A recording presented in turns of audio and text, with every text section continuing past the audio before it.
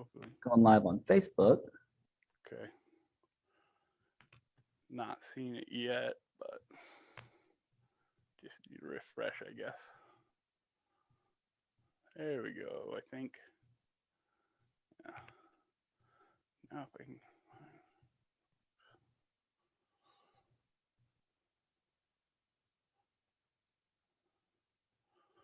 All right.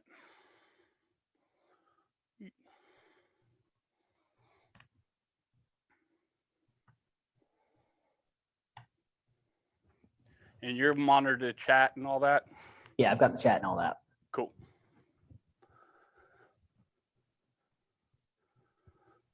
All right, we're right at 3 o'clock. And we should be live on both our platforms, both on Zoom and on Facebook Live. So, welcome again to another installment of our Tricentennial Speaker Series. I am Ranger Michael, and I am really excited about our program today. Pay Me, We're Floating Down the Darien, presented by Stephan Zacharias. But before we get to that, of course, I've got to handle a little bit of our administrative stuff. So as always, we want to thank the Georgia Humanities for allowing us and helping us get this program together. This is very much made possible by the grant money that we were able to get from them and from donations that have come in from the public. We are going to be posting in both the Zoom and in the Facebook, whichever one you're in, some poll questions. If you do have the chance, please answer those questions. They really do help us a lot as far as figuring out who's watching this and how we can make this best for you. Now, without further ado, I want to introduce our speaker today. Stephan P. Zacharias is a living history and cultural interpretive specialist. He currently serves as the museum educator with the Campbell County Rockpile Museum located in Gillette, Wyoming. He is a certified interpretive guide and certified interpretive guide trainer for the National Association for Interpretation. And anyone who's not in this small world of historical and cultural interpretation, that's a big deal. If you can be a certified guide or and especially a certified trainer, that's top tier. He is a two-time NAI History's Most Misunderstood Character Champion for his portrayals of Second Lieutenant Charles Erskine Scott Wood and the Astoria company member John Day at the 2013 and 2014 NAI National Conference. He's portrayed numerous characters from American history, dating from 1761 to 1941 at various historic sites throughout the Pacific Northwest, the interior of Alaska, and in South Georgia. Stephan is the descendant of Pacific Northwest timbermen, and he's a friend of Burner Bob and the Portland Timber's very own Timber Jim and Timber Joey. Stephan has a passion for telling the stories of those who have lived and worked to make their lives amongst the pine trees. And let me just say on a personal note, that last one is very much true. I got to meet Stephan for the first time today after many emails back and forth. And the passion that he has for telling these stories comes through in every sentence. So I'm really excited, and I'm going to be quiet now and let him take over. The wind is sharp as razor's edge. The skies are black as leather. And only a man, who is a man, can stand this river weather. What cares for a bearded face for cold or callous hands for blowing? There'll be a fire to thaw us out down yonder where we're going. Meanwhile, we'll drink our coffee black with rag points waters turning. Our women folks will wait and welcome our returning. Untie the rope and let us float. We're floating down past Doctor Town. We're floating down past Doctor Town. We're floating down to Darien. That was an excerpt from A Name for the Wind, a poem by Reverend Henry Curtis Tillman of Appling County, Georgia, just down the road from Fort King George. I do want to say a thank you to Ranger Michael and the entire team at Fort King George. It is such an honor for me to be able to present to you today. Fort King George is one of my most favorite state park and historic sites in America. And so to be able to present on a topic that I'm very passionate about, that I really like, and to help assist the team there at Fort King George, I'm very grateful for and honored by. I also want to say thank you to Georgia Humanities, Georgia State Parks and Historic Sites for recognizing the significance of 300 years at Fort King George. Now, I don't know how many people out there have actually been participating since the year kicked off with the Tricentennial Speaker Series. Ranger Alley kicked us off in January with the history of Fort King George.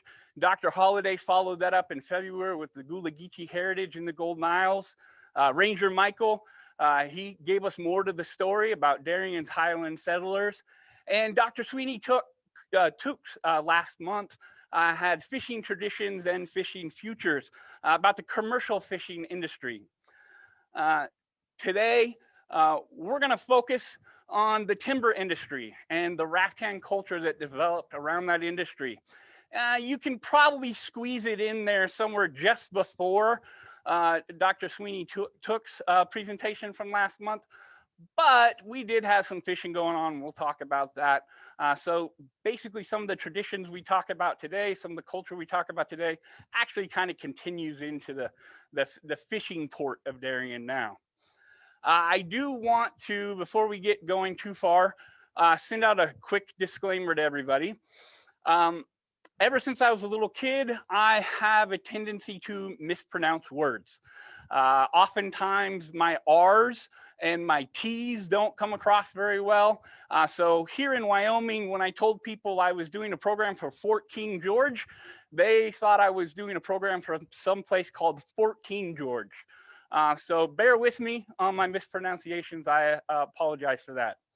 Also, throughout the program today, I will be using a lot of primary source documents, such as newspaper articles and interviews that were given in the period.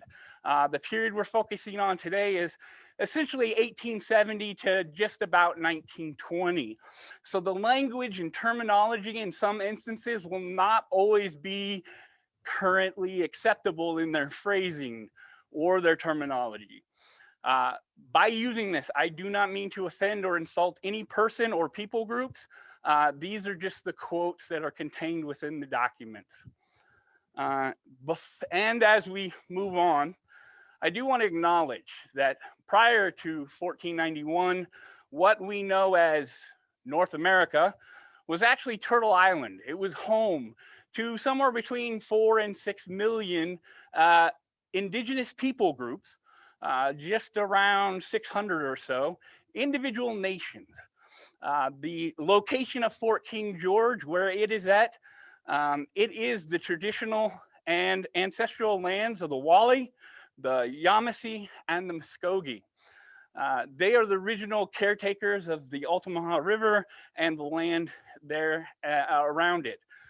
They will be included in our story today, as it is still kept by the Muskogee nation there in the south. I do want to also acknowledge in this land acknowledgement the Gullah Geechee culture. As early as 1715, they joined in confederation with the Yamasee and the Muskogee in what was known as the Yamasee Wars in the Carolinas. And following the outcome of that war, they actually did seek refuge with the Muskogee there on the Altamaha River before they continued on to St. Augustine. Some of the Gullah Geechee and Muskogee remained there on the Altamaha River, and we'll see some of that ancestry as we continue on. So today we want to focus on the culture of this region and this industry. Now, culture can be defined a whole lot of ways. And I know there's many definitions for it, but the definition I'm going to go with comes from one of my favorite Georgia authors, Janice Ray. She says, culture is a set of stories that people tell in order to understand life in a place. I have a sister who works for the Wenatchee Valley Cultural Center and Museum in Wenatchee, Washington. She refers to me as a curator of stories. So today, we're gonna I've curated some stories that we're gonna tell to better understand a place. And that place is the piney woods of South Georgia. The piney woods, or the longleaf ecosystem, the wiregrass, it originally was about 90 million acres. It stretched from southern Virginia all the way to East Texas, right through the Gold Miles there in Georgia. It was believed by men like one of the former governors of Florida that the piney woods of the South was an inexhaustible resource. The longleaf pine had these straight, knotless, giant poles that were perfect for building ships with large masts. The planked boards from that made wonderful and perfect floors. In the colonial capital of Virginia, Williamsburg, both in its original existence and in its modern day reconstructed state, used the longleaf pine of Georgia and other parts of the South to create those locations. Sadly, though, the time frame that we're looking at, 1870 to about 1920, that longleaf pine proved to not be such an inexhaustible resource. We went from 90 million acres to less than 3 million acres.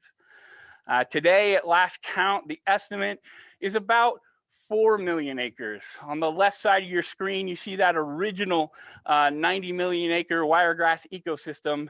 And on the right-hand side, you see what's current today, all that in orange reddish color. That's where we know longleaf to be today. Amazing thing about the longleaf ecosystem is that it's the second most biologically diverse ecosystem on Earth.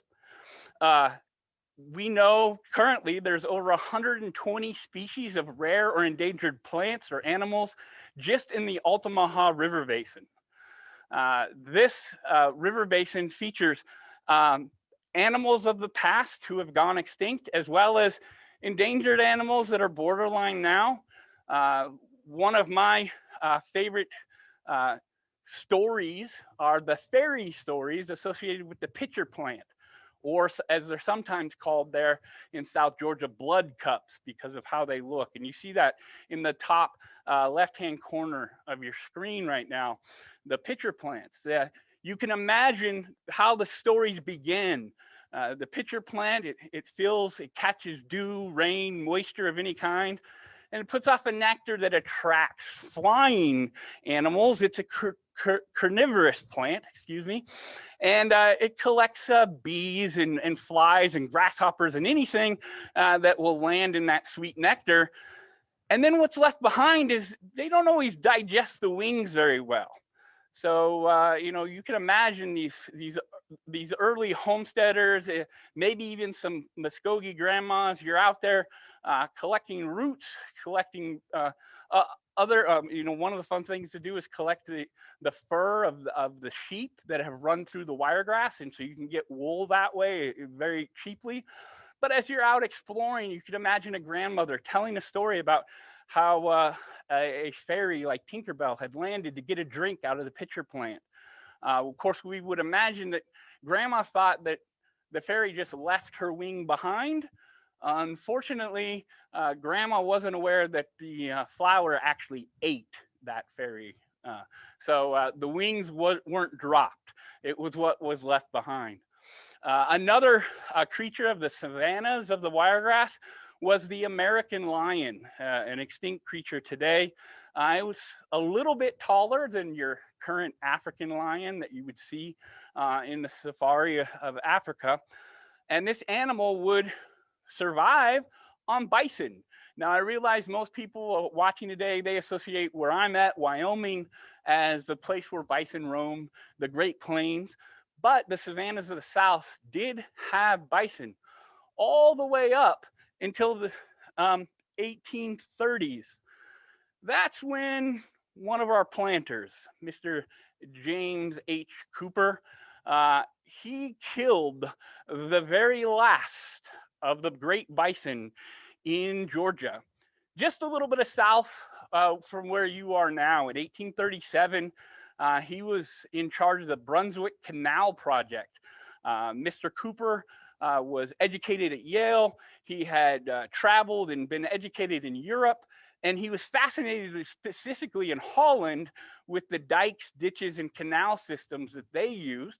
And he returned to South Georgia, taking over one of his father's plantations, the Hopeton plantation, just up the Altamaha from Fort King George. And he installed this dike system.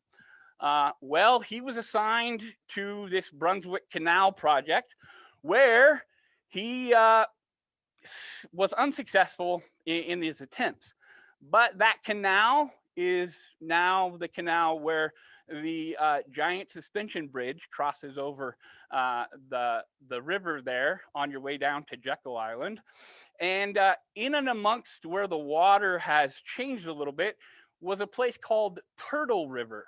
And that was where the last bison was taken by Mr. James Cooper. He also had another plantation known as Magnolia, and it was located in Buffalo Swamp, just inland from Brunswick in what is now still Buffalo Swamp. Additionally, as he failed at the canal project, he and his workers, enslaved and Irish indentures that he paid very little money to, they uncovered numerous fossils, marine shell fossils, all the way to the creature you now see on your screen, the Gumpatherium. Gumpatherium is this cross between probably a hippo and an elephant, if you had to pick two modern animals. It had this big shovel with little tusks. Then it had the regular elephant trunk with much larger tusks that came out. And all up and down the Georgia coast, even into the Flint River, you can still find mandibles, what's pictured there. The lower jaw, the upper jaw, and some of the molars will be found in the rivers and the waterways there. Well, Mr. Cooper, he took all of those fossils, and for the most part, almost all of them from that project were donated to the Academy of Natural Sciences in Philadelphia. We do have some other creatures there from the region. Some of my favorite, of course, you got the manatee, the West Indian manatee that comes and makes use of the canals and the waterways there. The Atlantic sturgeon, this big armored animal. I grew up near the Columbia River in Pendleton, Oregon, and sturgeon were always fascinating to me because it was a fish with armor. And then one of my other favorite animals is the white American ibis, with its pink legs and pink face, white wings with the black tips on them. If you ever get a chance to see a congregation, South Georgia, it's a congregation of ibis roosting in the Okefenokee Swamp. It's a sight that you will always remember. And of course, just up the road, that American ibis is now becoming a significant icon for South Georgia in one of my other favorite worlds, the soccer world, with Statesboro's South Georgia Torrenta FC. Bolt the Ibis is the mascot, and they are doing a fantastic job advancing the community, the soccer world, sports for kids up there, all thanks to Bolt and the team in Statesboro. Another creature that we have there that I did want to point out is that black bear.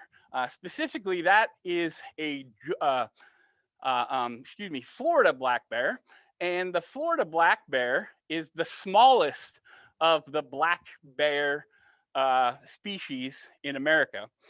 Now, remember, this is something I learned in my time in Alaska. Just because its name is black bear doesn't mean it's always going to be black.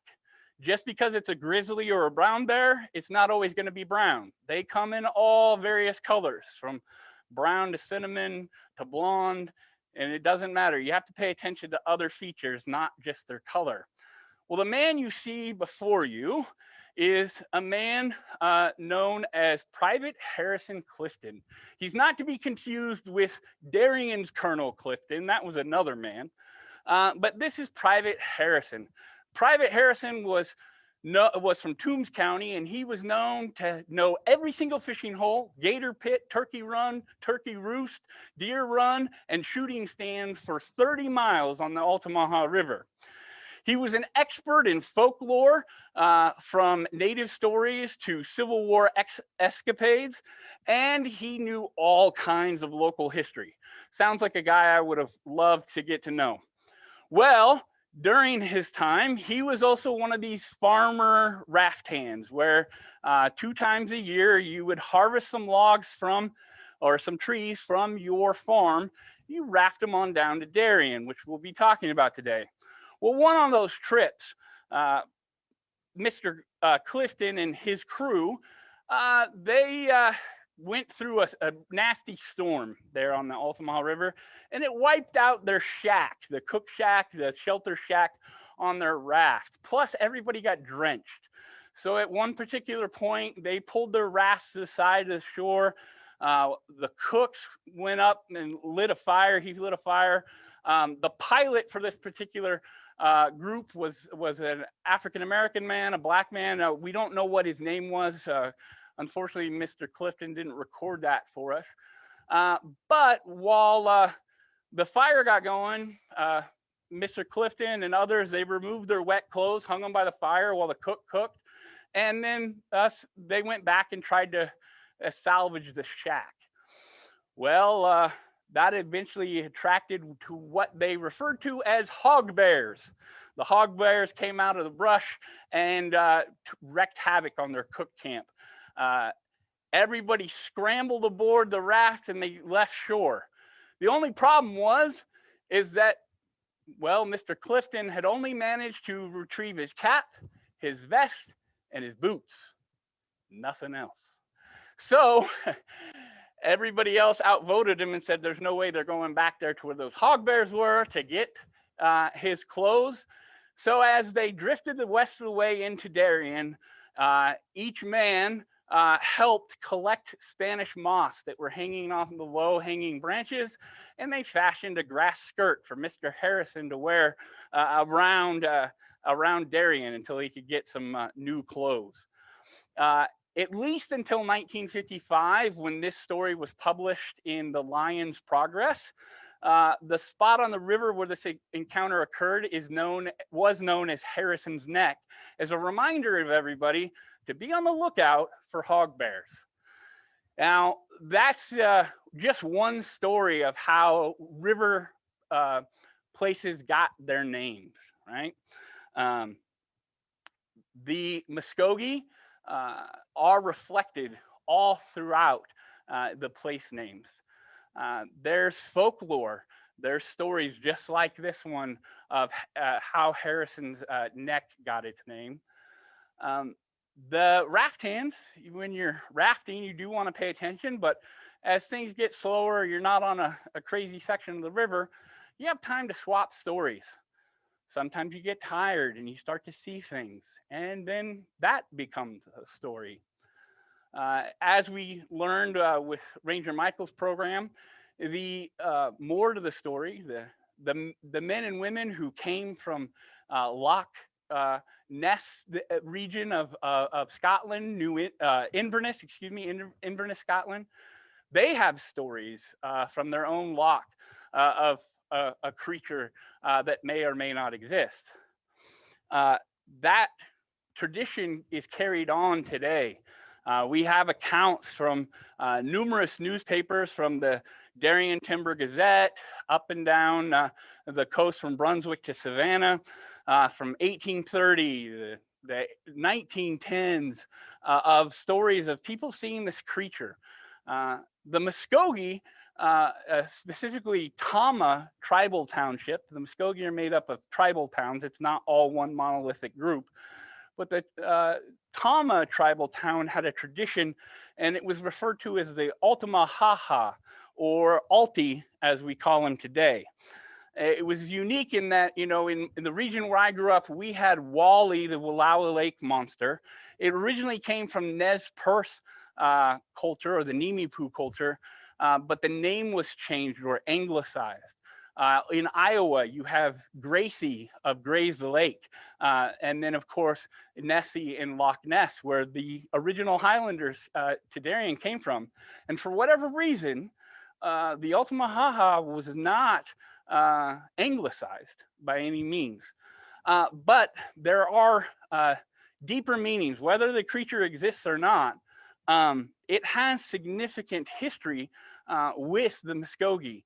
And right now I want to play a short clip for you from my friend, Andy Graham of Tift County, Georgia. He's a member of the Eagle Clan, and I'll let him tell you a little bit more about his family's tradition. Hensjay. Hello, my name is Andy Graham, but my people call me Yaha Yafekcha, or Spirit Wolf. I'm a member of the Eagle Clan of the Muskogee Nation, and I'm here today to talk about two creatures from some of our stories. The creatures are the tie snake and the horned serpent, or Chito Yaplaku. They are very similar and are sometimes mistaken for one another. They both come from the underworld and are both powerful creatures of chaos. They have giant snake-like bodies that are covered with shiny scales, and each have a jewel that is affixed to the top of their forehead. While the horned serpent also has a set of horns or antlers that come from its head, and was also known to live in the Altamaha River, as well as one, maybe two other river systems here in the southeast. The tie snake, on the other hand, had no horns or antlers, but lived in many waterways throughout the southeast. It was said in our stories that if someone could acquire the jewel from the forehead of either of these creatures, that they would be granted supernatural powers, the ability to work miracles and wonders never seen.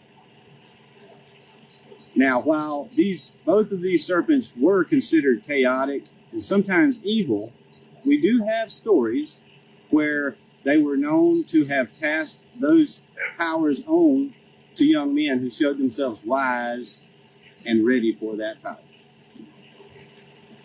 And I want to thank Andy for taking time to help me out with this program by telling that story.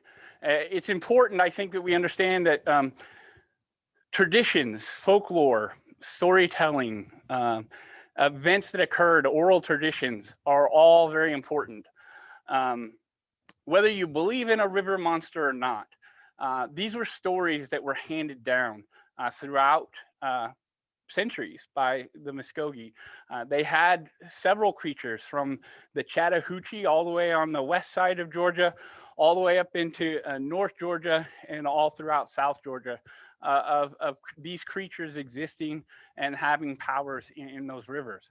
Over time, perhaps you can see how a tired Rafthand, knowing this oral history from the Muskogee, might see a manatee milking a couple of calves, and you have this large mass where only maybe one head or maybe one or two of the tails are visible.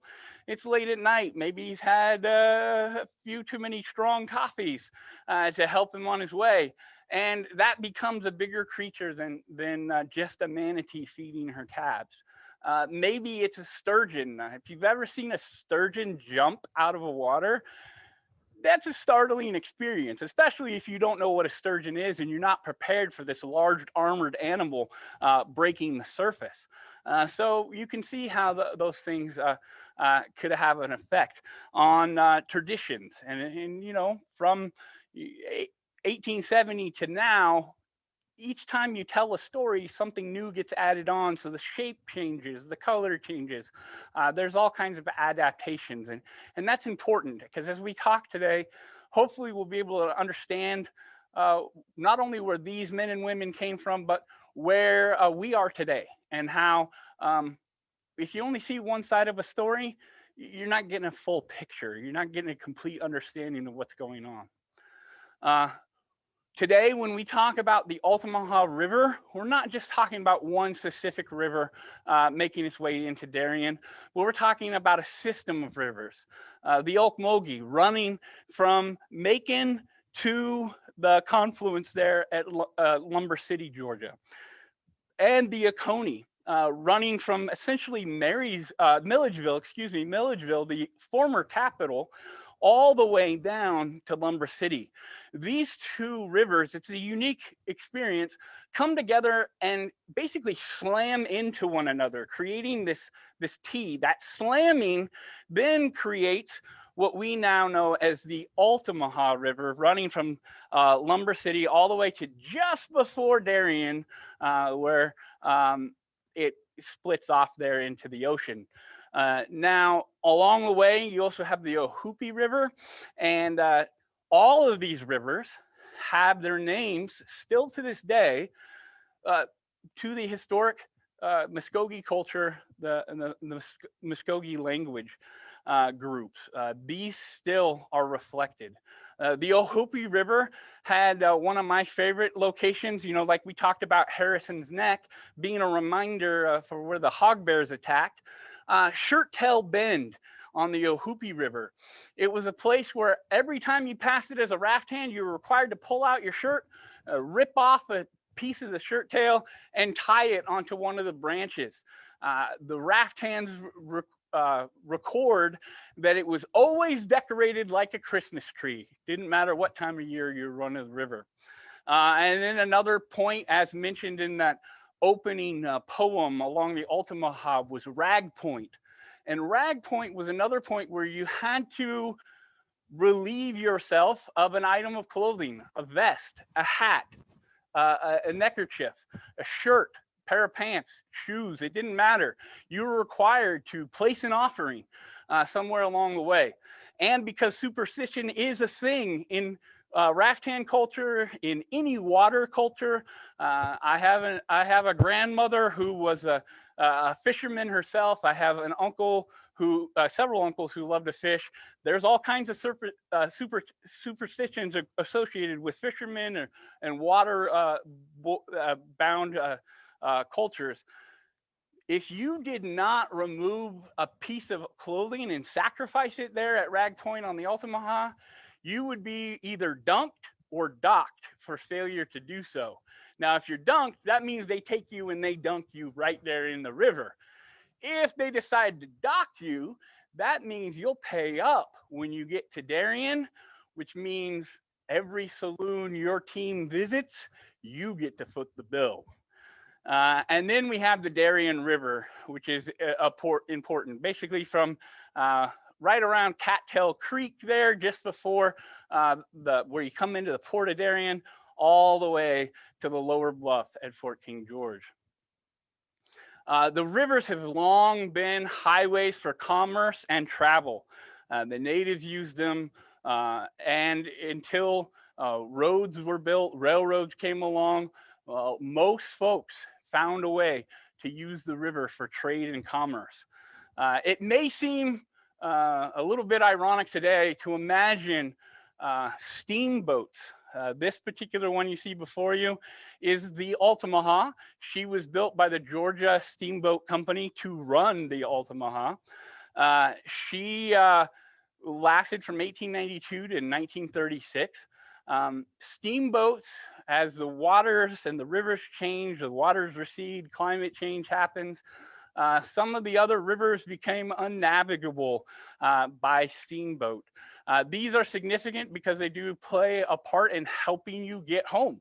As a raft hand, you're rafting your mode of transportation to be sold. And once it's sold, you're on your own, you're on foot. So one of the ways, at least you could get partway home and not have to walk the whole way or get a train ticket or rent a buggy or buy a horse. You could get a ticket on one of these. The Altamaha regularly ran all the way to Lumber City from Darien.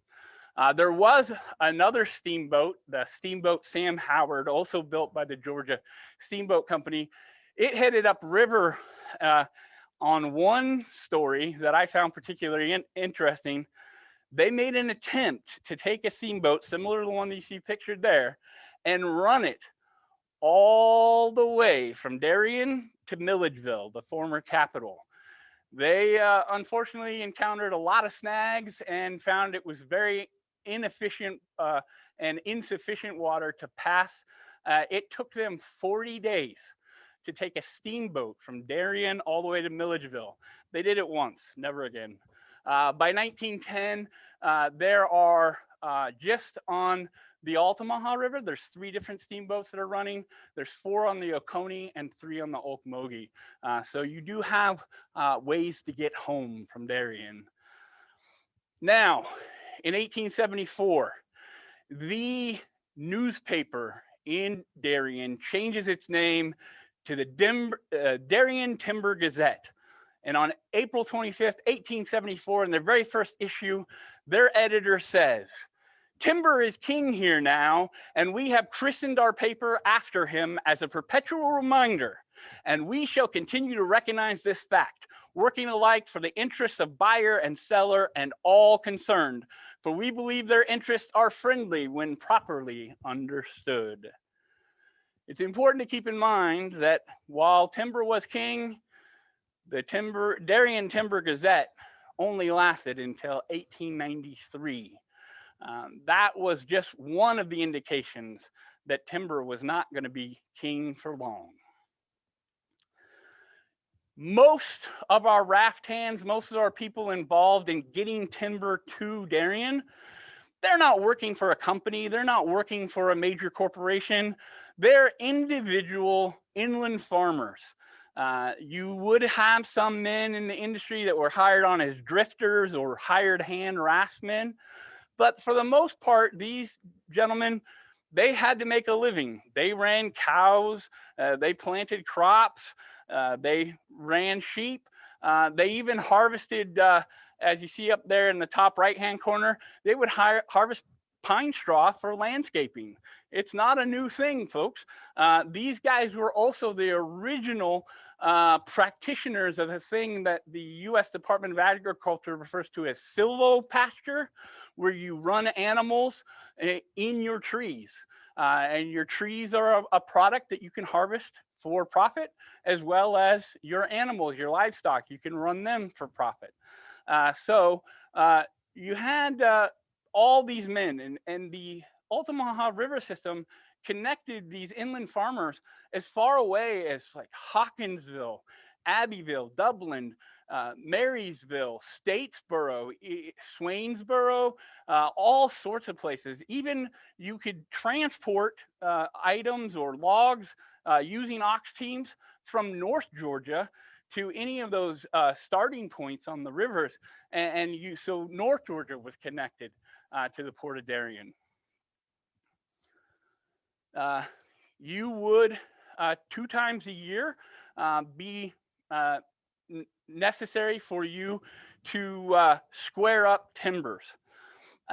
These timbers would then be floated down the river. Now you could make the timber just a regular log, but we'll talk about later about why it's important to take down a tree and properly square it off. Also, you want to give it enough time to dry out, because a wet tree, you throw it in the wet river, it's going to sink to the bottom. And a lot of men lost some prime lumber that way. And there are men in Florida and Georgia who now dive down and retrieve those logs that got lost all those years ago. You are going to have specific tools that you use to square that timber and to raft the river. Things that you're going to want to take with you, you're going to want a 2-inch auger. The 2-inch auger is going to help you drill holes in your bench so you can attach your 2 sweeps for your raft. You're going to need a broad axe to be able to square off that piece of timber.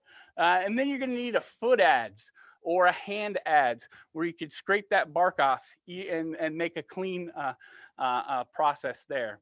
It is important that as you run the rivers, either as a raft hand or even in Darien as a boom hand, you're going to want a peavey. Now, a lot of folks, they're familiar with the cant hook. It's used for rolling a log on dry ground. A peavey was created up in the Great Lakes region by a man by the name of Joseph Peavey, and he decided to combine a cant hook with a pike. Because when you're out there on the Great Lakes, that cant hook, the logs will get away from you. If you're using a pike and a cant hook, you got to use both hands on two different pieces of equipment. So he combined the pike and the cant hook and made himself a peavey. Now, another important piece that you're going to want is a maul. These mauls would weigh anywhere from 15 to 20 pounds. Those mauls would help you attach your sweeps to your timber raft.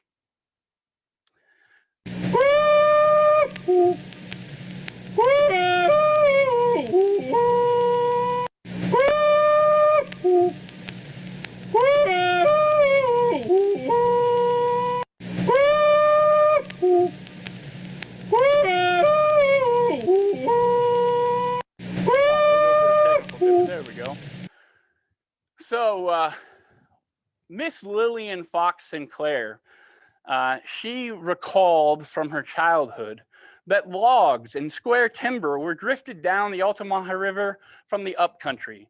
It was first carried to the public boom, where it was measured and inspected. As the raft hands approached the boom, they would give voice to murderous yells. And I have often at night been awakened by them, and cold shivers would run over me. Now, there was a former raft hand from Toombs County near Ohoopee, Georgia, a man by the name of Mr. James Ralston.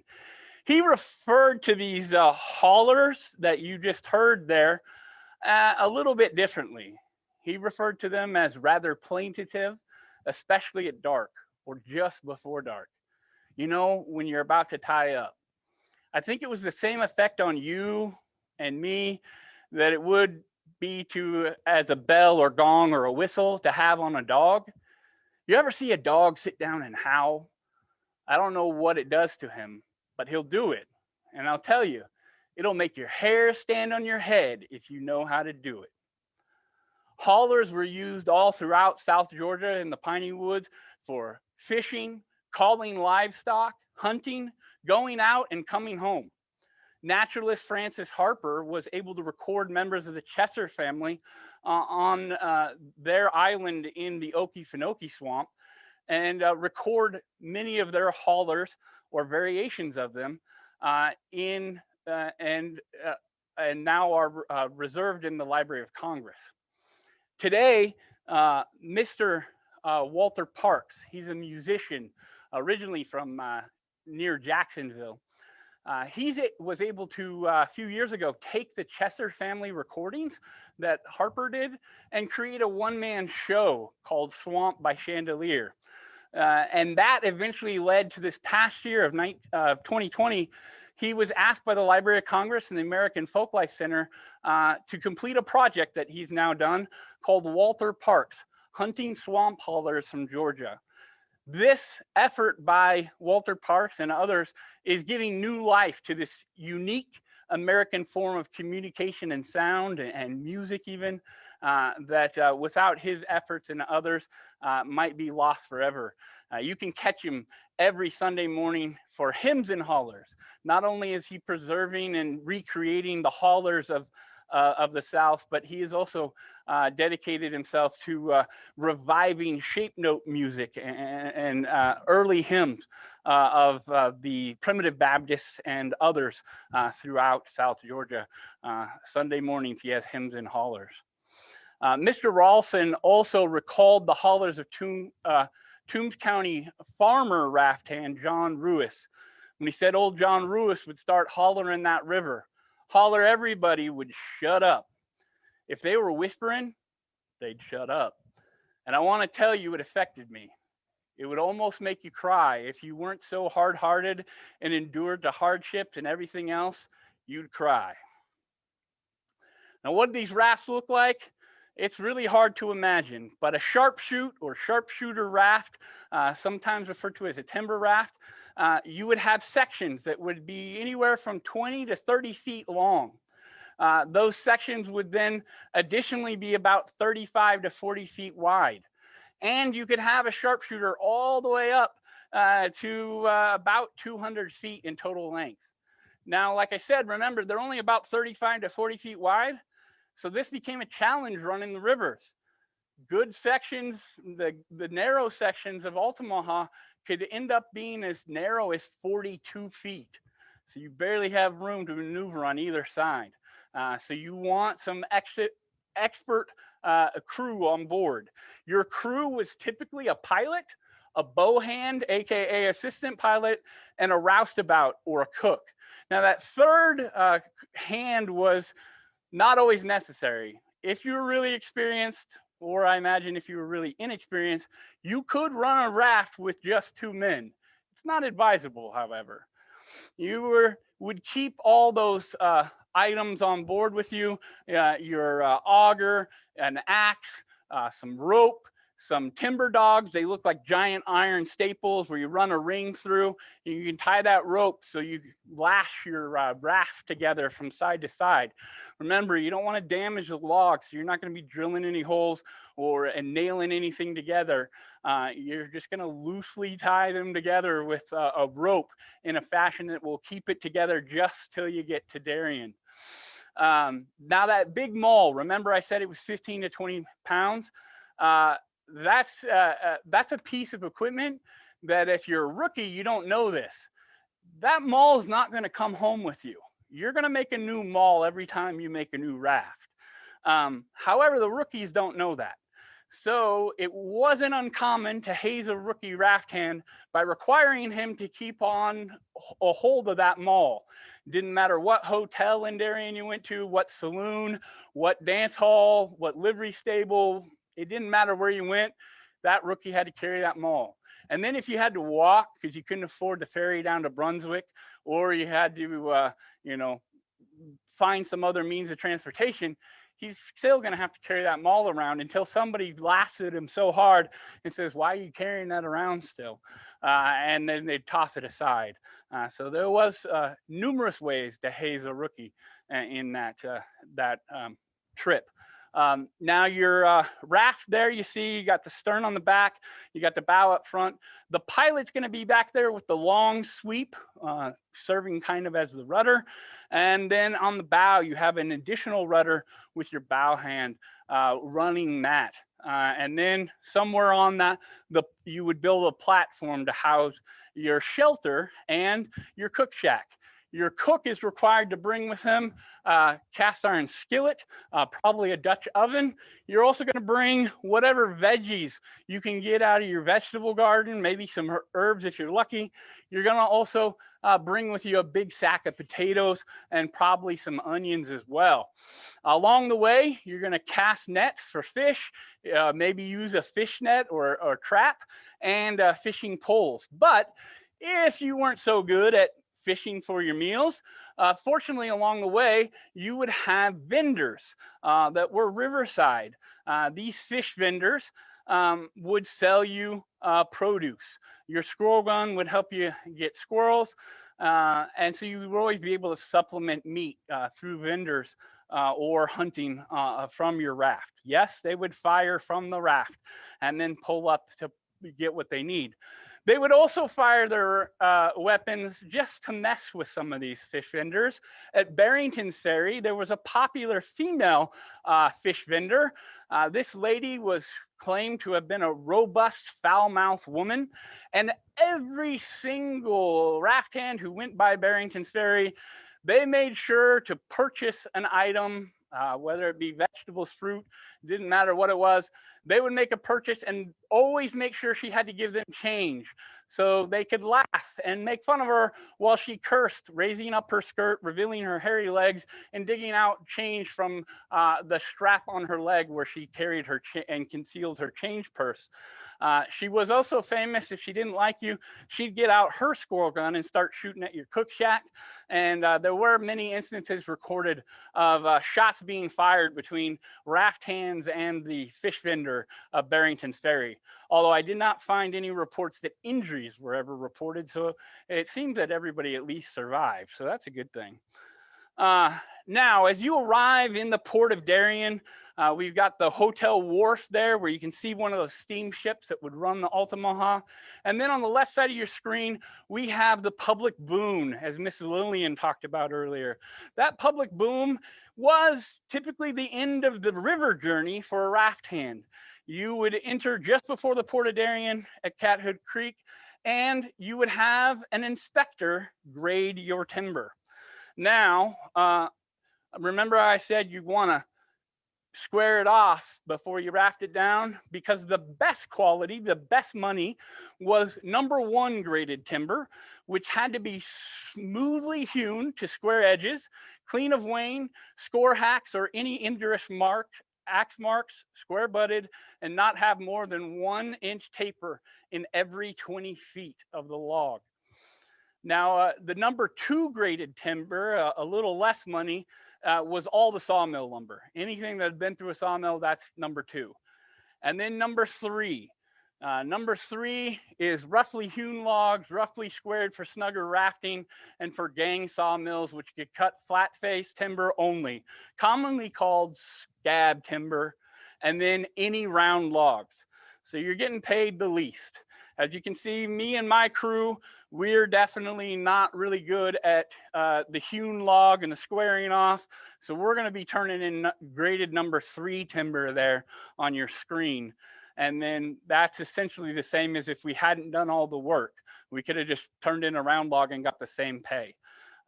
Just like any industry today where you're relying on somebody else to inspect your work, there's all kinds of ways where you probably got gypped as a raft hand as you went to Darien. So some days you're getting less money than you anticipated. Other days you might do all right. Now, the port of Darien was a significant port city. It was only outdone by Pensacola, Florida, on the Atlantic seashore during the time frame that we're talking about. It was an international seaport. I do want you to look at these 3 images, particularly pay close attention. I know they're not super detailed, but if you just look at the layout in the bottom left-hand corner of each one of these maps from the Sanborn Fire Insurance Company, you see in 1885, we got a lot more buildings than what we have left in 1908. This location that we're looking at is basically downtown Darien today, or what was referred to and still is referred to as the Upper Bluff.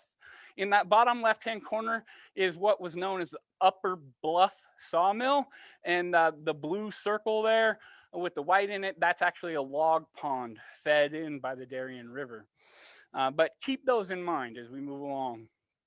Now, like I said, you needed to get home. Fortunately, from Darien, there are several steamships that can get you up and down the coast. They can get you to Savannah. They can get you down to Brunswick. You can get on a train, go where you need to go. There were livery stables all over both Brunswick and Savannah, as well as Darien, where you could rent horses, or you could rent a buggy and get a ride home. Just depended on what you needed. But the 2 most famous of the Florida and Georgia Inland Steamboat Company are the Hesse and the Emmeline, still remembered today fondly on St. Simon's Island. Now, the era that we're talking about, there were 2 main sawmill operations in Darien. You had the Upper Bluff and the Lower Bluff. The Lower Bluff is where Fort King George is today. This new version, now we had sawmills that predated the Civil War, but keep in mind, we had a burning of Darien where we lost a lot of infrastructure there. And so post-Civil War, this man, Joseph Hilton, who had immigrated to the United States with his father, Thomas Hilton, they established the Thomas Hilton and Sons Lumber Company in 1865 with sawmills at the Lower Bluff and the Upper Bluff. They then changed the name when a gentleman we'll meet here in a second, a cousin of John Hilton is James Foster, and the name changes to Hilton and Foster Company, eventually the Hilton Timber and Lumber Company. And then in 1889 to 1916, Mr. Hilton partners with Norman Dodge, the son of William Dodge, Dodge County, Eastman, Georgia, and they create what becomes, as most people refer to it today, the Hilton and Dodge Lumber Company. Now, for whatever reason, Hilton and Dodge didn't maintain that Upper Bluff sawmill. But that's okay, because we have another man who stepped in. This man came originally from Florida, and he is remembered in the Atlanta Journal-Constitution as a worthy colored man. He was also published in England and Holland, reported to be, at the time of his death, the wealthiest black man in America. His name was Henry Todd, and he developed what you see there at the upper bluff, just south of Broad Street, and a little bit to the, I guess that would be the west of Strange Wharf, the Adam Strain building, that wharf there where we have currently Skipper's Fish Camp. So just off to the west of that was Mr. Todd's Upper Bluff sawmill, the San Sevilla sawmill. At the time of his death, he was estimated to have a fortune of somewhere between $120,000 to $200,000. He left $500 immediately to purchase a bell and repair the Colored Baptist Church. Additionally, 10% was left to the White Presbyterian Church, the church that he attended while he lived in Darien. 5% was left to the White Episcopal Church, 10% to the Colored Baptist Church, 10% to be split evenly between the two Colored Methodist churches, 5% to the Colored Episcopal Church, and 5% to the White School, and 5% to the Colored School in Darien. Businessman Adam Strain, of the oldest surviving building there in town, the Adam Strain building, was a pallbearer and one of the executors of Mr. Todd's estate. In 1930, Professor James Grant of the Grant House family there in Darien, he was a black educator and received a grant from the Julius Rosenwald Fund for $1,000 to create the Todd Grant Industrial School. That school no longer exists, but the grounds where it did exist, that Rosenwald School was, is now home to Darien's Todd Grant Elementary School, still bearing the name of both men on that former Rosenwald School site. Pretty neat little story. Now, there has been some debate in recent years that would suggest that Mr. Todd may not have been of African descent, but was a Majorcan from the Majorcan islands of Spain. But on census records, depending on who the census record taker is, he would have perceived to be less than white, which would have automatically made him a colored man in the eyes of the Atlanta Journal-Constitution and newspapers in Holland and England. So we don't know what the truth of that story is, but it is possible that he was Majorcan and not African. Now that Lower Bluff sawmill, where Fort King George is today, it is pictured here on the 1920s Sanborn map. You have a layout, kind of gives you an idea of where the log pond was, where some of the buildings were. This was where Mr. Hilton ran his business. And the port of Darien, by the 1830s, had only exported about 70,000 board feet of lumber. And by 1868, once these sawmills at the upper bluff and the lower bluff get going, in 1868, the exports from the port of Darien, just the port of Darien, are now exceeding 20 million board feet of lumber. Quite a significant jump in 30 years. As the industry grows, consulates from Great Britain, Holland, Norway, Sweden, Italy, Germany, Portugal, and Brazil all establish offices and quarters there from 1874 to about 1885. And the U.S. Army Corps of Engineers records that in 1877, Darien exported 76 million board feet of lumber, up to 91 million in 1881. And then for some reason, in the mid 1880s, it kind of drops off a little bit, not significantly, but less than the 91 million. And the final peak comes right at the turn of the century in 1900. The port of Darien exported 116 million board feet of lumber to the world. Darien supplied longleaf pine to help with projects like the Panama Canal. They're also supplying shipbuilders up in Connecticut, like Henry Tift of Tifton, Georgia, and Tift County. He used his mill to supply his family's shipbuilding operations. So Darien played a lot of significant history around the world. Longleaf pine is still prized in places like Dubai and Germany, even in parts of Africa and India. So longleaf pine, even to this day, is making it all over the world. Now, it's important to note that the waterways in the port of Darien were a little bit hard for large international sailing vessels to get in. So what you're going to have is what's known on the East Coast as a timber schooner. Now, if you go to the West Coast, they call them lumber schooners, but essentially they're the same thing. We see the waste track here from the Lower Bluff Mill there on the site of Fort King George, and off in the distance, just off to the side of the mill there, you see where a timber schooner is being loaded. That timber schooner is smaller. It's able to navigate the shallower waters. It will be loaded and eventually taken to nearby harbor at Doughboy Sound, the same way you get to Sapelo Island today. And that's where the lumber from the mill at the lower bluff would be loaded on for those bigger vessels that were docked in Doughboy Sound, waiting to go back to England and South America and all places else. Here's another timber schooner near Hotel Wharf. Essentially, if you can imagine where Highway 17 crosses over to Butler Island, that's where that mast is running right through. You had boom hands. You see these men who were responsible for moving logs off the railway system that came later and moving them to the mill to be processed and then loaded on those. These men are running out there with spiked shoes on and their pikes, moving those logs. You slip, you fall in the water. It's a rough life. Now, you had roustabouts, boom hands, and stevedores doing most of the work. Like I said, your roustabouts are following orders from a stevedore.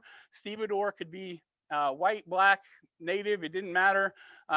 In the timber industry, you prove yourself worthy, you're going to get the job.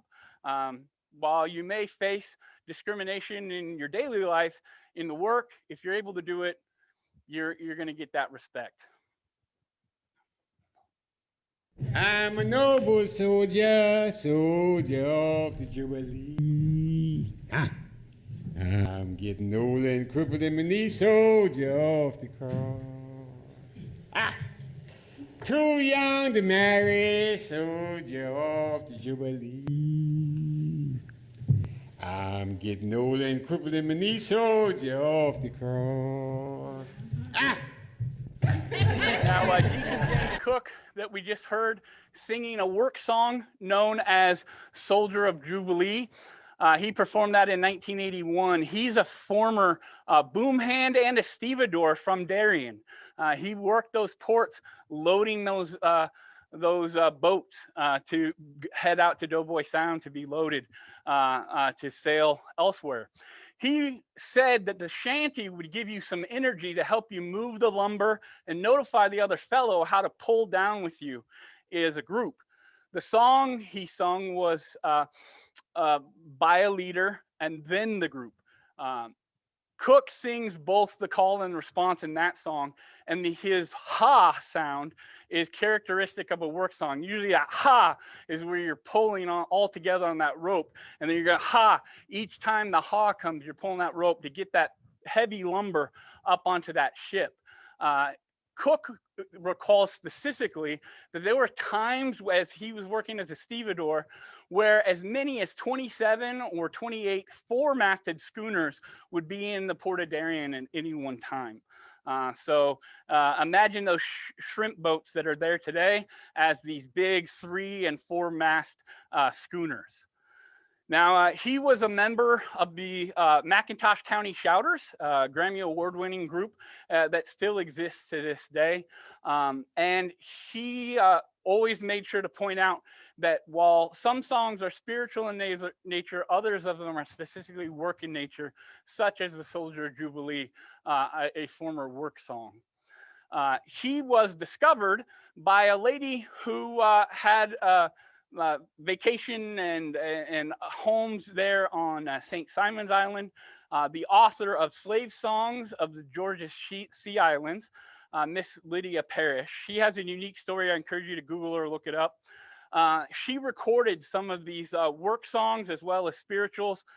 She also would later help lead festivals or exhibitions on Sapelo Island, where people could come and hear ring shout music that's made famous today by the McIntosh County Shouters. She would record many of the earliest versions we have of some of these work songs in her Slave Songs of the Georgia Sea Island. Now, this past year, 2020, we're all cooped up at home, right? We're all doing these things virtually. Thanks to a TikToker and a professional musician, a man by the name of Nathan Evans, sea shanties saw the light of day. These work songs were now popular once again.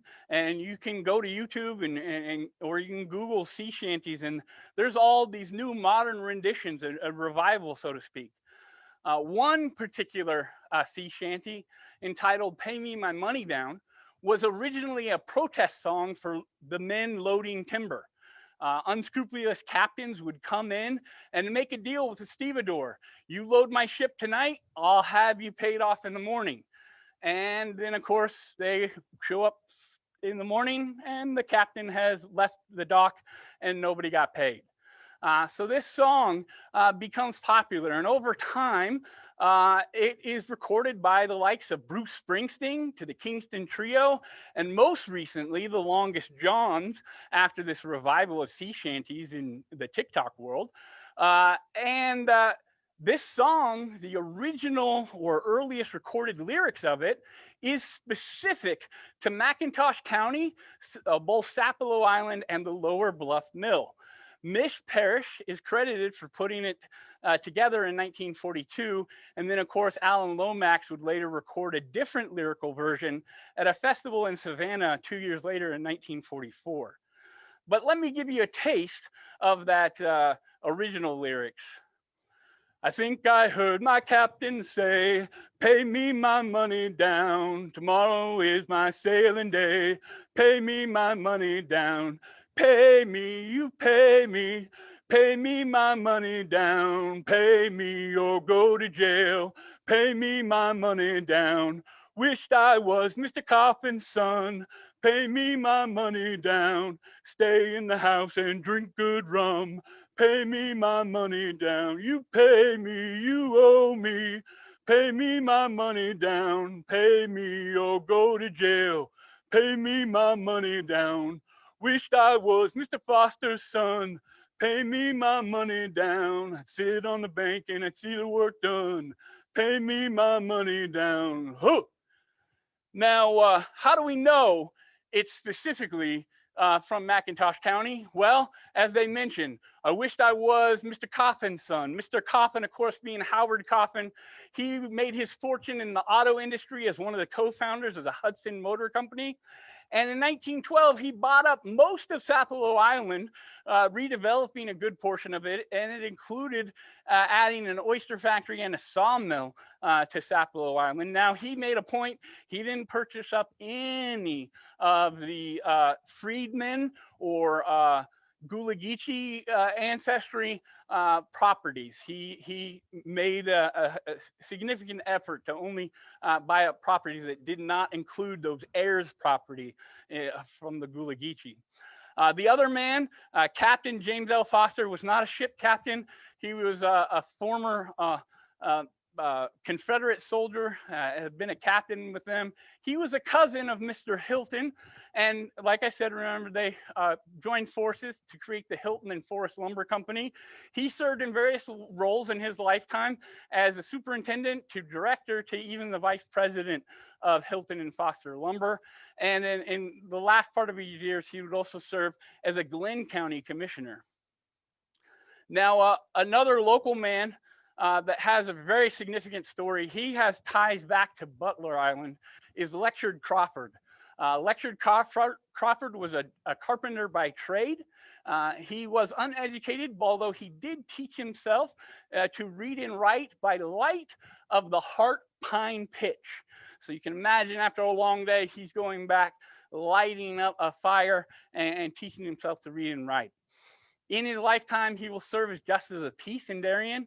In 1872, he's the mayor pro tem of Darien. And eventually he becomes an AME minister at the AME church there in Darien. He serves as a chairman for the McIntosh County Republicans in 1888 to 1890. During his lifetime, he would be elected to represent McIntosh County 3 different times in the Georgia State Legislature. In 1886 to 1888, his most significant contribution to Georgia was the sponsoring of a bill for disabled veterans. He got on the floor as one of only 2 Black legislators during that term. He took the floor and said to his fellow legislators, "The United States government has pensioned her soldiers, both white and black, who have fought for her in the late war.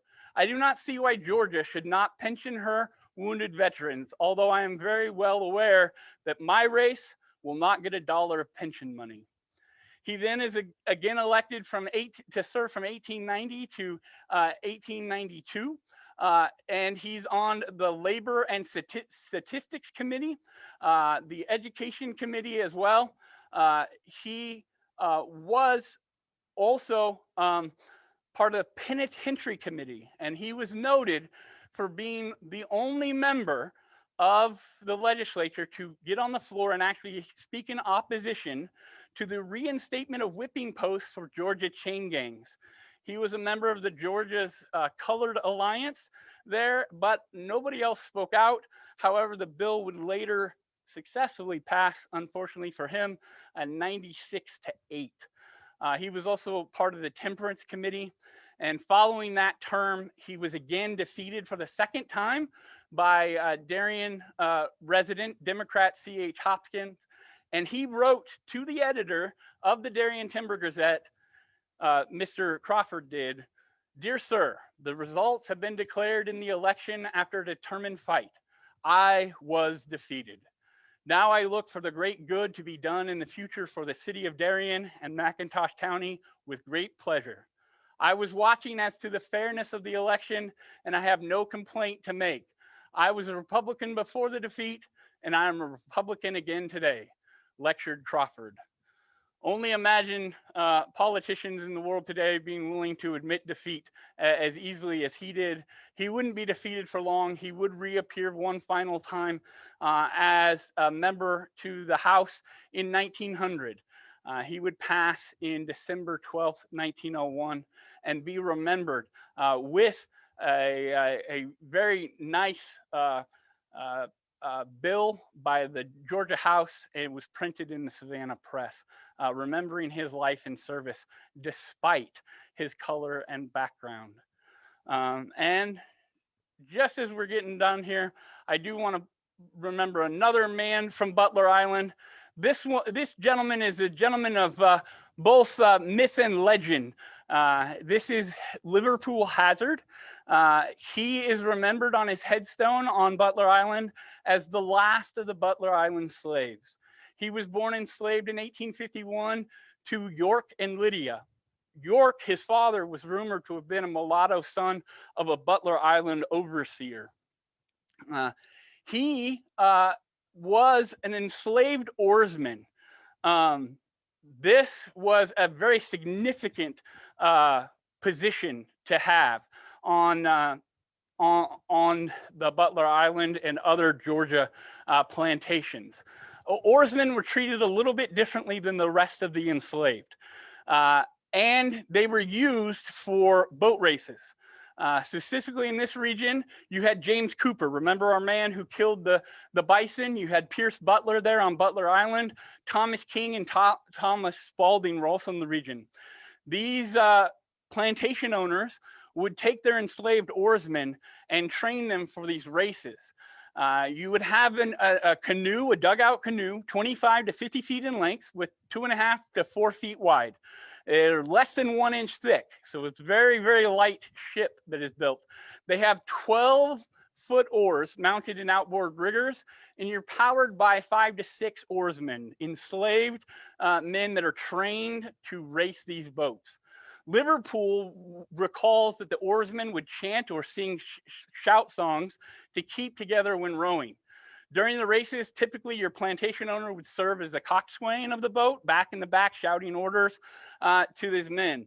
Now, old Liverpool, he specifically remembers that Mr. Butler, old Marster as he called him, old Marster would yell at us for encouragement and if we were doing wrong.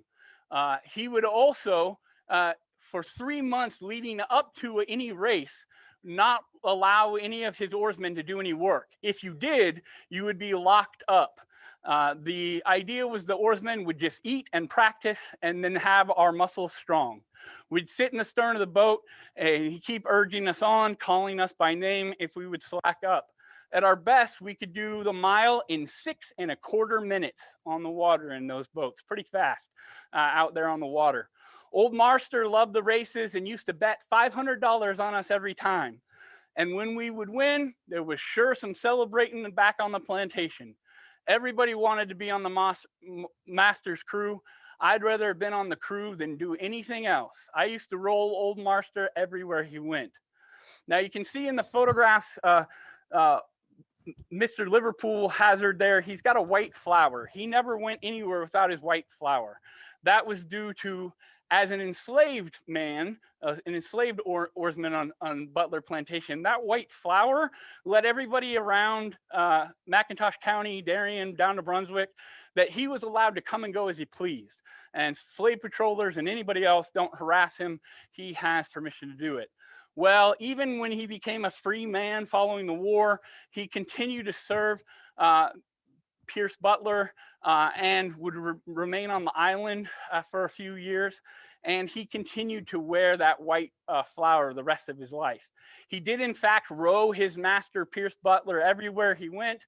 And the task continued even after his enslavement. And in 1867, it was Liverpool Hazard who rowed his former master from Butler Island to Darien one final time to seek medical treatment in town after he fell fatally ill due to malaria. He used his knowledge on the river as an oarsman to work in the timber industry. In the 1910 census, at 59 years old Liverpool Hazard is one of those men running around out there on those booms as a boom hand. Who knows? I'm not that old yet, and I don't think I could do that. 59 years old, working as a boom hand. And by 1920, at 69 years old, he's now a Rafthand drifting timber up and down the Altamaha River. And by 1930s, he's no longer employed on the census. He is listed as a Darien homeowner and moved off of Butler Island. And from the 1930s to the end of his life, he is a local tourist attraction and a major living legend. He had his ox cart and suit, complete with his signature white flower. He will recount tales from his early life on Butler Island, tales of running the river, his accounts from tending Confederate horses during the Civil War, and many other adventures. Postcards like this one were in production even a decade after his death. Now, he is recorded as being over 100 years old in many of the records. They are incorrect. Liverpool Hazard did not live to be over 100 years old. Like we said, he was officially born in 1851, and he passed away in 1938 at 87 years old.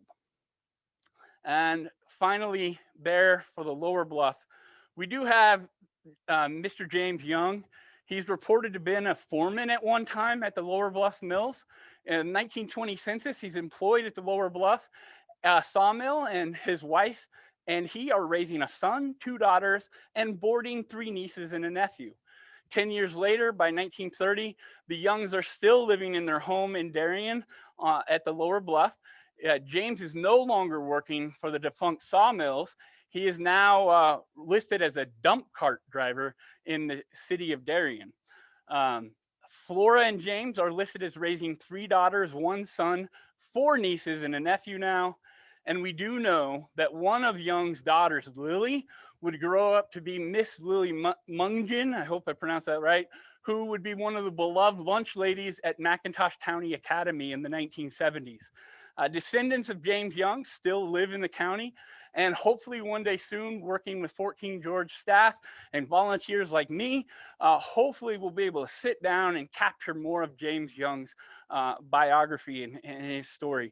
We do see him in this one photo that was provided by the family with crutches. We don't know if that was an injury he incurred while at the sawmill or maybe as a dump cart driver. We don't know if it was permanent or temporary, but we do see him pictured here with crutches.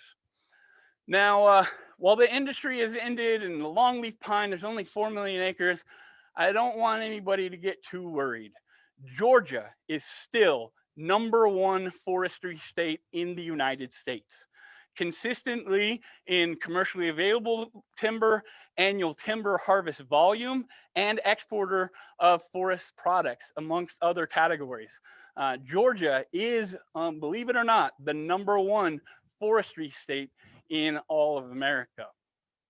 Now, we just finished International Breeds Week, put on by the Livestock Conservancy, which put out and makes notice each 3rd week of May on heritage breeds that are endangered. One particular breed is a personal favorite of mine, critically endangered, is the Piney Woods cattle, a cousin to the Florida cracker cattle. And specifically in Georgia, there is only one native developed breed of cattle, and that's the Holt Piney Woods cattle, developed there in Hawkinsville, Georgia, by the Holt family, saved by the remoteness and inaccessibility of the Okefenokee Swamp. And then in the 1980s, the Wells family of Buena Vista, Georgia, their Brantley Ridge farm was able to preserve some Holt Piney Woods cattle, and they've put them back to work. And that's the important part about heritage breeds. They're usually the foundation for a more popular breed. And as that other breed becomes more popular because it grows faster, it gets bigger, the meat's better, whatever, the reason is those breeds end up replacing these heritage breeds, and they need jobs. They need ox carts to pull. They need timber to deliver to the railroad so it can be floated down to Darien. And fortunately, the Brantley Ridge Farm in Buena Vista has developed the Georgia Native Cattle Company, where they take the line from the bull Brantley Ridge Agorama, and have now developed it over many years to produce a meat stick operation where they're now being produced again for food. And so that's an important work that's being done there. Additionally, throughout South Georgia, There are groups, the Longleaf Alliance, the Tall Timbers Research Station and Land Conservancy just over the border in Tallahassee, Florida, and then throughout the Southeast, the Southern Fire Exchange, that are encouraging landowners to restore longleaf to their land. This is something that you can do for future generations, to know that the work that you do, the seed that you plant, you will never sit in the shade of that tree, but you will be preserving something that even today, it's hard to imagine what South Georgia looked like at the peak of Darien being the second largest timber port in America's Atlantic coast. The Longleaf Alliance has the Longleaf 101 class. I encourage anybody to sign up for it. I know they were offering it virtually. I don't know if they still are. Tall Timbers every 2 years puts on the Red Hills Fire Festival, usually around the end of January, early part of February. I encourage you to look it up. And I want to give a huge shout out to my friend, Mr. Reese Thompson in Vidalia, Georgia. He's a private landowner, really big on restoring longleaf pine. He's also big on educating people on the importance of prescribed fire and good fire. He is the creator and originator of Burner Bob. Burner Bob is out there spreading the word about how fire is good for species like the bobwhite quail that depend on that fire to clear out the underbrush and the growth, allowing them to have habitat to survive. So thank you, Mr. Reese, for all that you do, and to Burner Bob for all your efforts as well. For some additional resources, if you're a film watcher, documentary watcher, I encourage you to check out The Secrets of the Longleaf Pine. The Longleaf, The Heart of Pine is another one that's available online. They're excellent, excellent documentaries. Of course, there at Fort King George in the library, there are several books that I would recommend delving into. They can get more in detail than anything that I've done here today. I do encourage you. I love Miss Janice Ray's book, Drifting into Darien. It's for all those who are naturalists at heart. And by the time you're done, on fair warning, you're going to want to get a boat or a raft, and you're going to want to float from Lumber City all the way to Darien. So check those books out.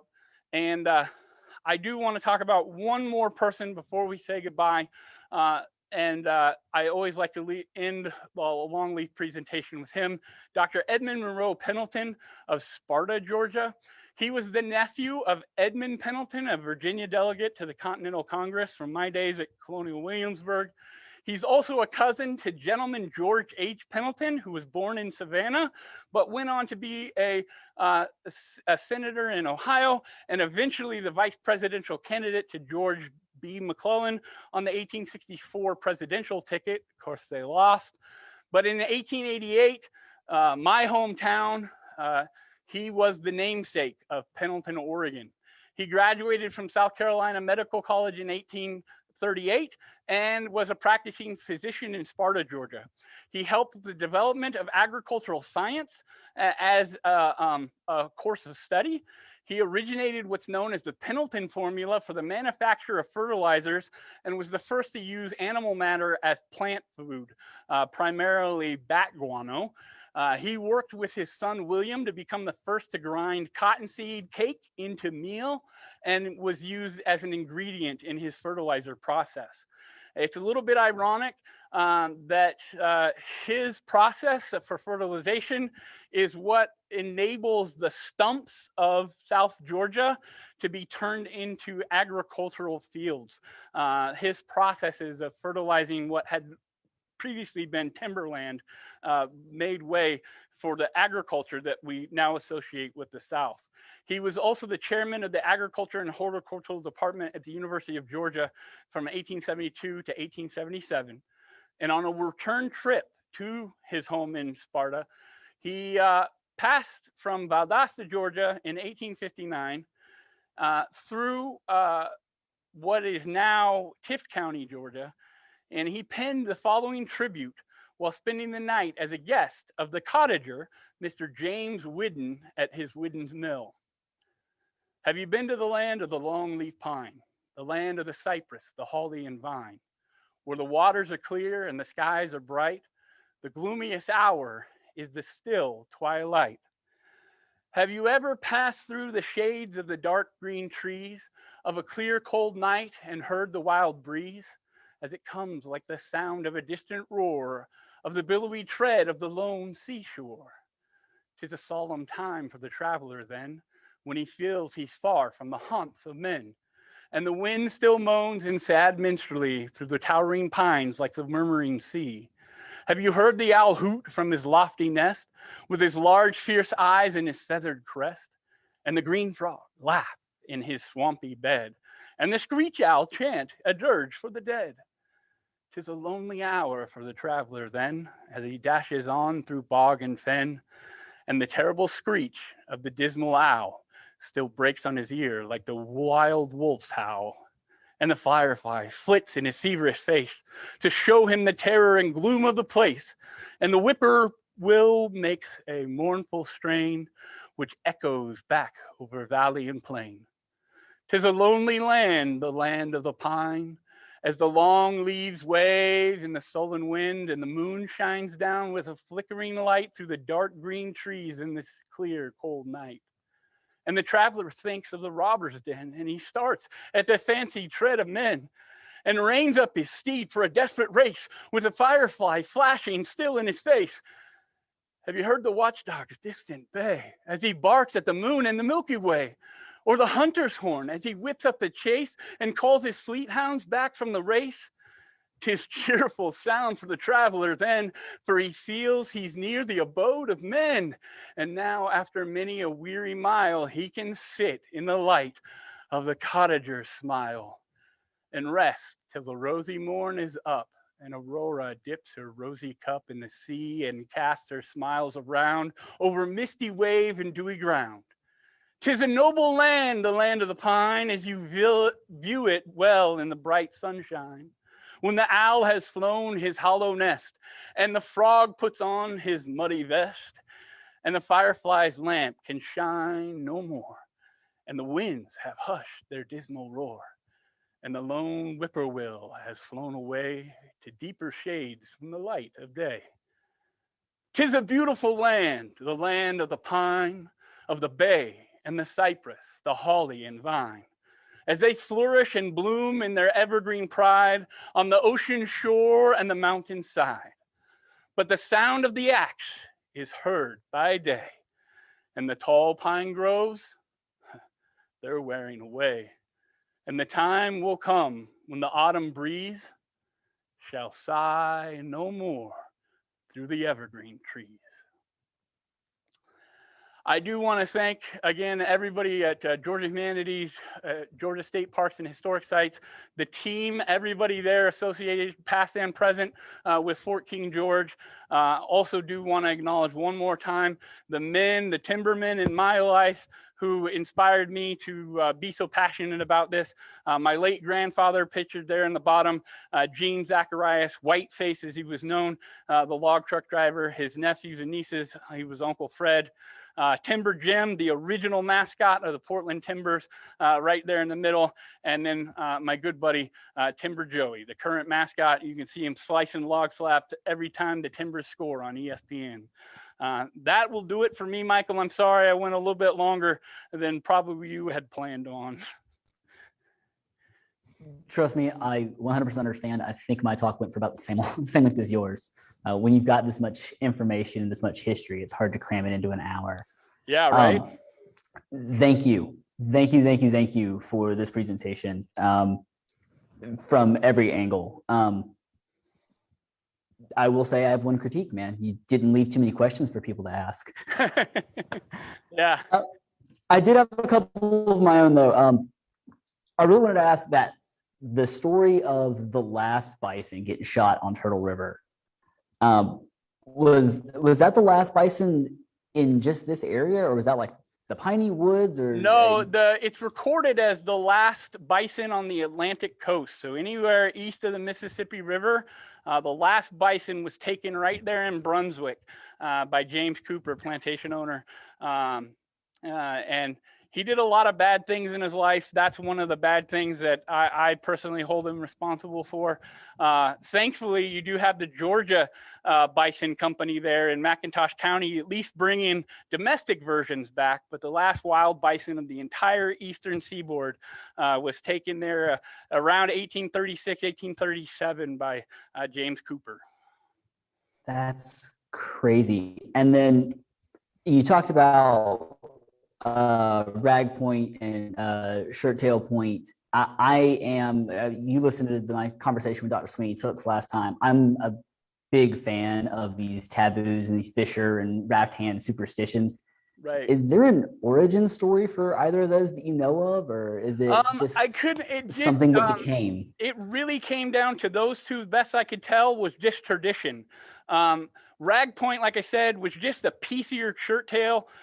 So it just had little pieces of fabric, and every account I saw, it just always looked like a Christmas tree, and nobody knows how it got started. It just happened.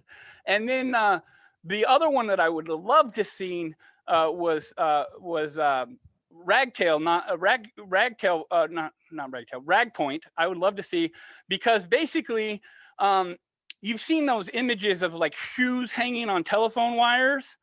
And in some cities, they're just like full of it. And where I grew up in Central Oregon, there was a tree that for whatever reason, people would throw their shoes on that tree. And they've been doing it for so many years now that like you can't even tell there's a tree there anymore. It just looks like a pile of shoes, right? Well, the accounts that I've read, especially in the time frame we're looking at, is that rag point, that point was, it was basically like secondhand store, because you're not ripping off a piece, you're taking a whole garment, and it's just hanging from anything it can hang from on either side of the river. That's fascinating. So I again, I have to say thank you so much for joining us all the way from Wyoming. Yep. You taking the cake on that one. So that is going to do it for us today. Thank y'all, everyone who's joined us, especially in Facebook. Facebook had probably one of the biggest live reactions I've seen on our talking series so far. Excellent. So I'm really excited for that. Make sure that y'all join us again next month. We'll have a local author, Jingle Davis, who is going to be talking about tabby. So we're going from one building structure to another. Talking about the history of tabby and the legacy thereof, which is always something that, especially people who aren't from this area, always are asking about. We kind of have that association with the sea, even into our buildings of walls.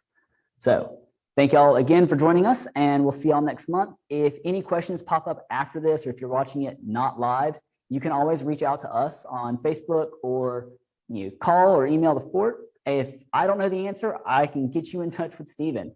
So I'm sure he would love to talk more about this as well. Absolutely. So thank you all.